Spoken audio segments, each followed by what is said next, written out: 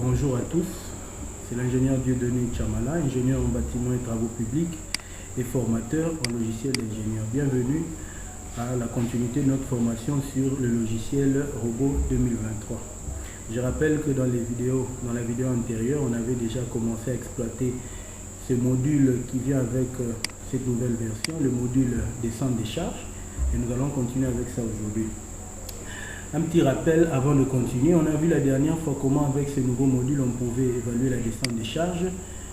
Par exemple, lorsque vous allez dans le menu résultat, vous voyez qu'au-delà des paramètres classiques qu'on peut retrouver dans les versions antérieures, il y a aussi deux nouveaux paramètres qui apparaissent. Il y a par exemple descente des charges, diagramme. Le diagramme de descente des charges, chose qui est exclusif à cette nouvelle version. On peut cliquer là pour extérioriser ce diagramme de descente des charges.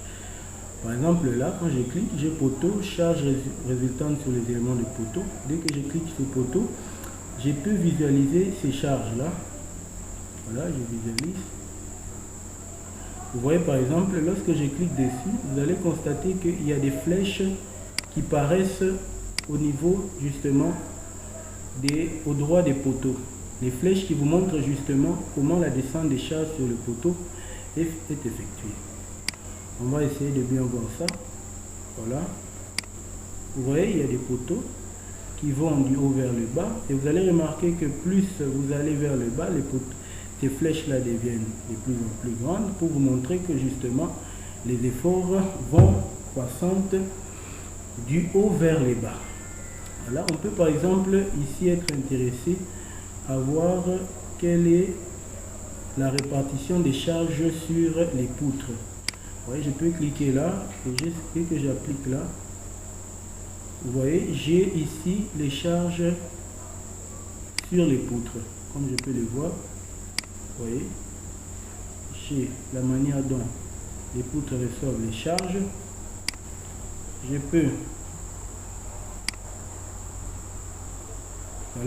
peux extérioriser les valeurs de ces charges sur les poutres. Pour le faire, je vais juste cliquer sur là-bas. Donc vous voyez, j'ai un peu les différentes charges sur les poutres. Donc je peux visualiser ces différentes charges sur les poutres. Donc nous sommes sur la descente des charges. On va beaucoup plus s'intéresser aux poteaux. Voilà, on a vu ça c'est une récapitulation de ce qu'on avait vu la séance dernière. Voilà, je peux décocher ça. Voilà. Je peux voir aussi les charges réparties des poutres, les charges après mécanisme de rupture recensées par les poutres. Voilà, vous avez les charges et il fait les deux puisque vous avez deux combinaisons LU-LS, comme vous pouvez le voir. Je peux aussi extérioriser ces charges. Voilà, les charges sont là. Si je zoome, voilà, je peux zoomer.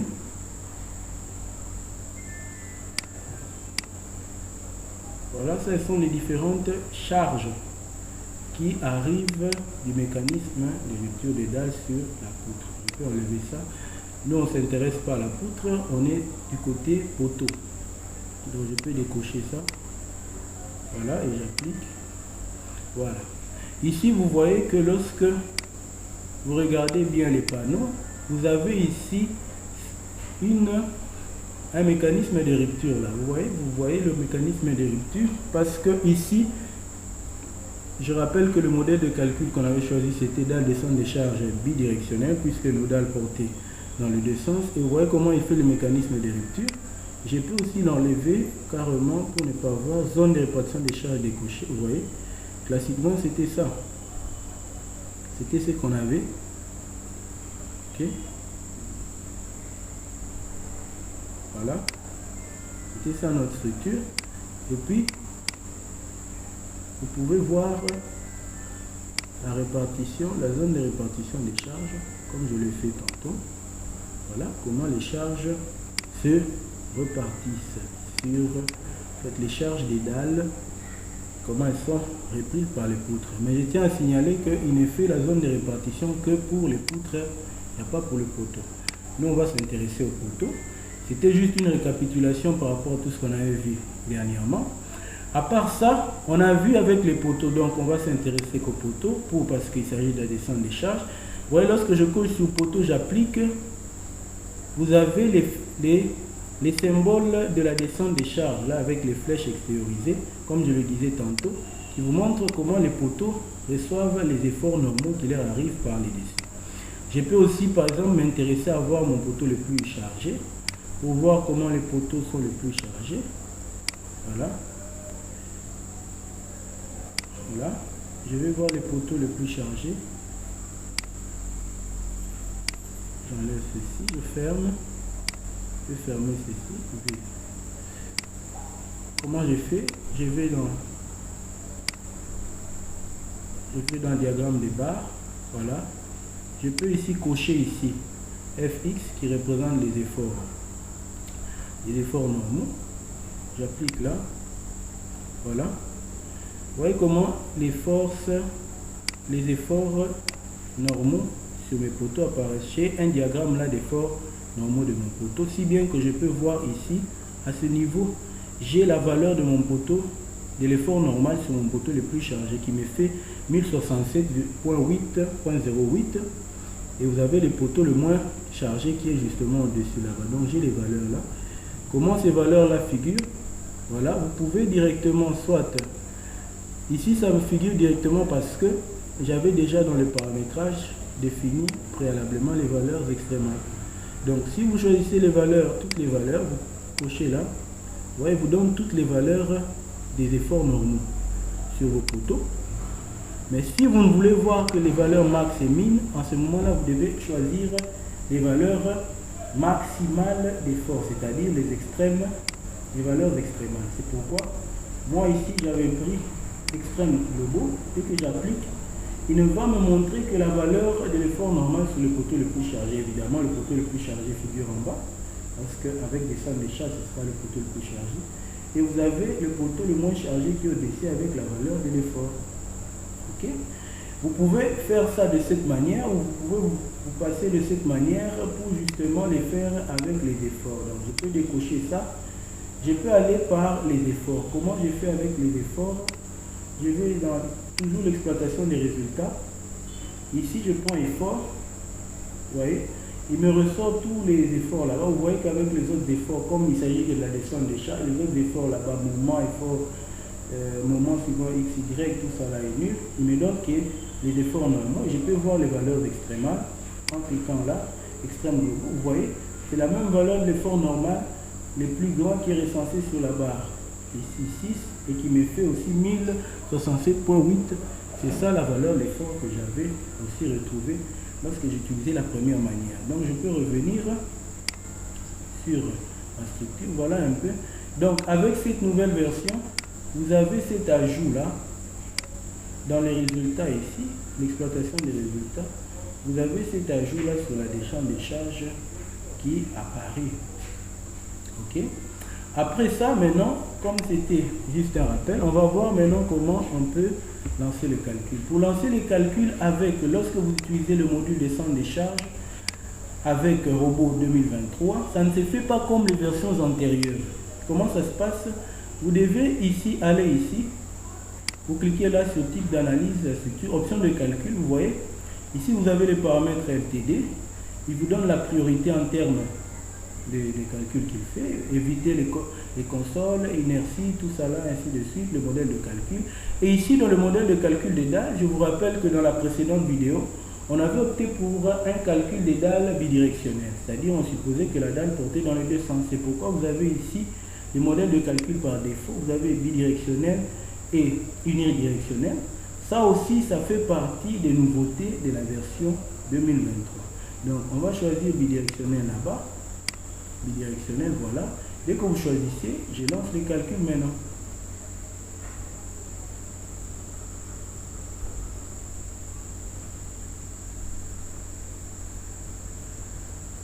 Voilà, les calculs étant faits, je peux fermer. Donc, comme le calcul est fait, maintenant je peux aller dans l'exploitation des résultats. Comment ça va se faire? comment on va les faire? Je vais dans résultat, toujours dans résultat, descente des charges, diagramme, je prends là. Je vais voir ici à présent, je vais extérioriser les charges par descente des charges, les efforts normaux après descente des charges sur tous mes poteaux du bâtiment. Comment ça se fait? Je vais dans poteau, je clique sur poteau. Si je veux voir les efforts normaux total de la structure, c'est-à-dire sur tous les poteaux qu'a ma structure, ok, qu'est-ce que je peux faire? Je prends le cumul, c'est-à-dire je prends le tout. Dès que j'applique, vous voyez, j'ai mes efforts normaux qui s'affichent là.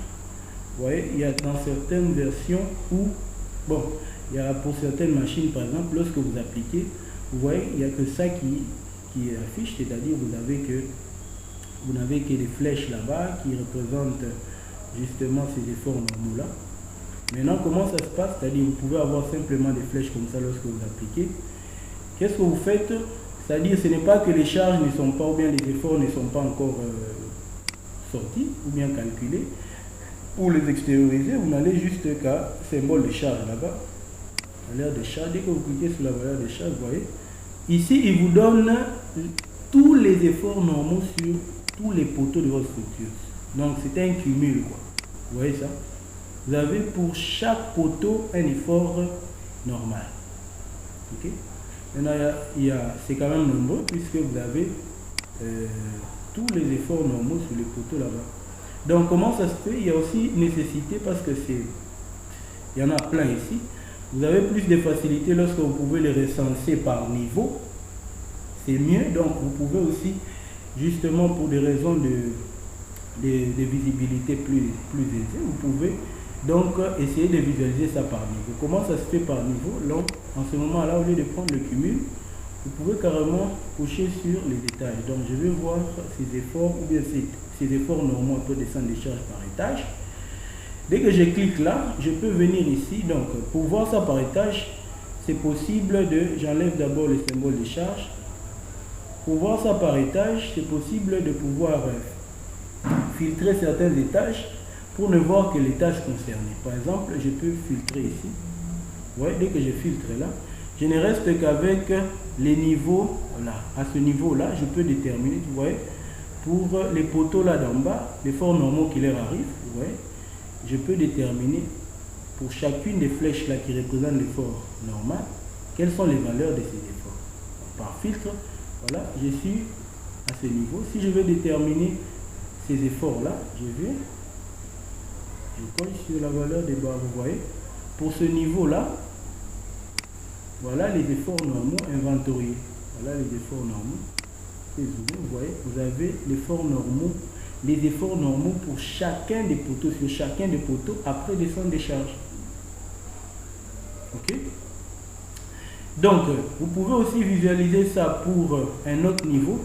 Il suffit juste de changer de niveau. Je peux monter au niveau 6.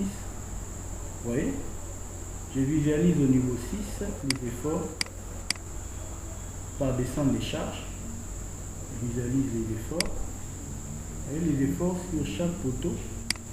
Après descente des charges, voilà les efforts. Ok? Après ça, je peux aussi changer par niveau. Donc je remonte. Voilà, lorsque vous remontez, j'ai juste figé pour que vous voyez un peu, vous ayez la clarté dans la vision de ces efforts là, normalement après descendre des charges. Vous voyez? Ainsi de suite. Donc, c'est comme ça que, justement, avec ce module, c'est une nouveauté. Avec ce module, c'est comme ça, avec ce module, vous pouvez justement faire la descente des charges qui va vous permettre justement de calculer votre poteau. Okay? Donc après ça, maintenant, nous pouvons aussi visualiser, par exemple, au-delà de cela, je peux aussi visualiser les diagrammes ou bien les diagrammes des charges sur les poutres, par exemple. Bon, même si ce n'est pas notre leçon, comment les poutres reprennent-elles les charges? Je prends charge uniformément répartie. Dès que j'applique là, vous voyez, j'ai là la valeur des charges sur mes poutres, du moins pour cet étage-là. Ok? Je peux voir ça aussi en termes de valeurs. Voilà. J'ai les valeurs des charges pour les poutres. Là, vous voyez. charge, ainsi de suite. Alors, je peux le faire aussi par niveau. Pour le niveau bas, vous voyez, j'ai les valeurs des charges, des poutres, sur les poutres, voilà. Voilà. Ce sont des charges uniformément réparties. Vous savez que lorsque vous calculez les poutres, l'idéal c'est souvent, après d'avoir fait vos mécaniques de rupture, de répartir la charge uniformément le long de la poutre. Voilà.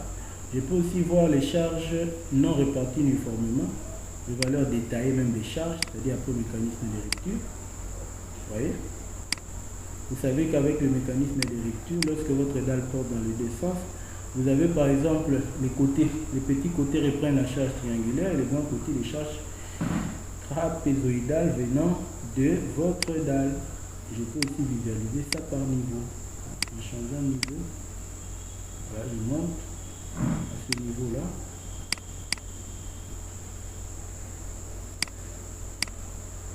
Et par exemple dans l'autre niveau, voilà.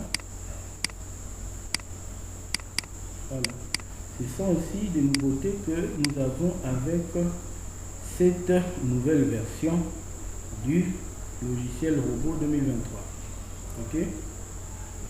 Voilà, on va passer à une autre particularité. Vous voyez un peu la particularité qui vient avec cette nouvelle version.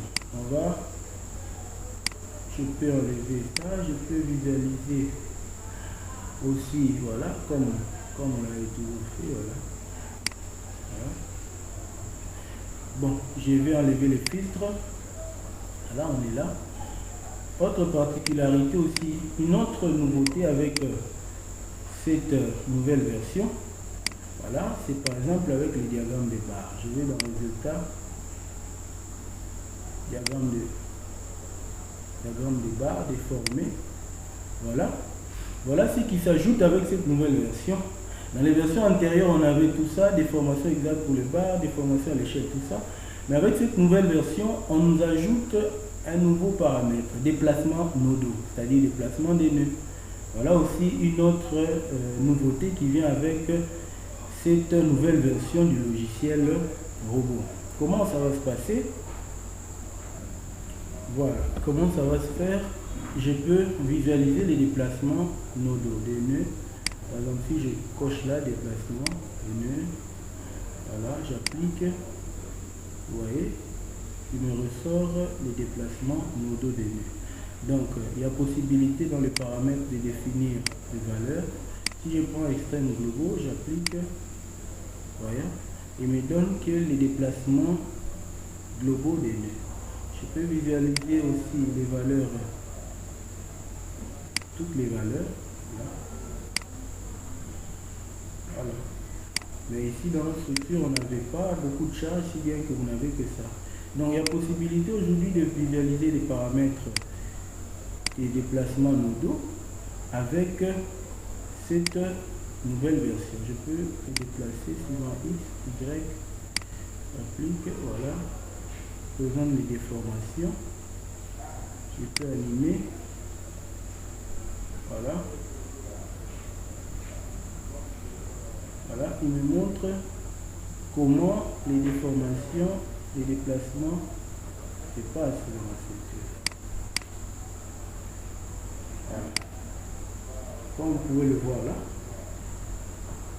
Donc, il y a déplacement télé. Voilà.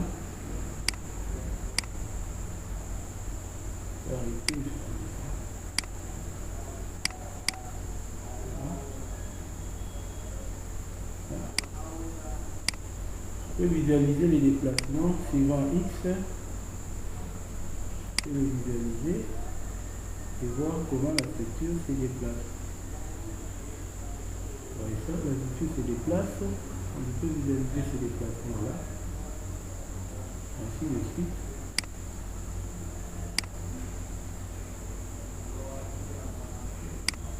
Ok. Je m'en vais.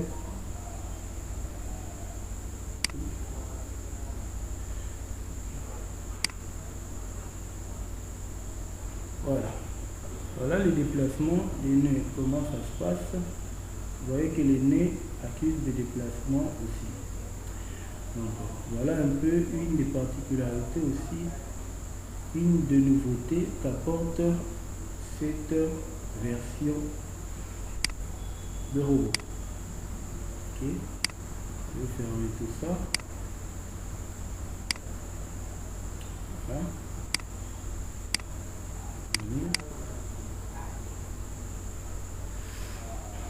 Après ça, nous allons aussi voir un petit détail dans autre chose qui doit être vu. Donc au-delà de cela, après avoir vu les déplacements nodaux, on va voir une autre particularité avec ça. Rappelez-vous qu'au départ, quand j'ai établi le diagramme des efforts sur les poteaux, vous voyez, lorsque on a vu les diagrammes des efforts normaux sur les poteaux, il y avait possibilité. Rappelez-vous, lorsqu'on a fait ceci, on a appliqué, ok, lorsqu'on a appliqué le filtre, vous voyez, par exemple là, quand j'extériorise, vous voyez, vous avez ces efforts normaux sur chaque poteau et par niveau, ce qu'on a fait précédemment. Il y a possibilité aussi de les voir sous forme de tableau, donc c'est-à-dire voir tous les efforts normaux par tableau, comment le logiciel les a calculés et tout ça là, c'est ce qu'on va voir maintenant là. Comment ça se fait? Voilà, c'est à ça qu'on va voir. Je vais enlever le filtre. Voilà. Comment ça se fait? Je vais aller dans résultat, descente des charges tableau. Voilà. Ouais, j'ai la descente des charges par tableau. Vous avez les barres, les poteaux, tous les poteaux sont là. Vous voyez, tous les poteaux sont là. Vous avez les étages. Par étage, vous avez les longueurs, les cas de charge, les types de charges, ainsi que la charge totale. Donc vous avez ici un inventaire de toutes les charges, les efforts que vous avez calculés sur le poteau. Je peux aussi voir la charge sur les poutres, il suffit de cliquer là, vous voyez la charge sur la poutre.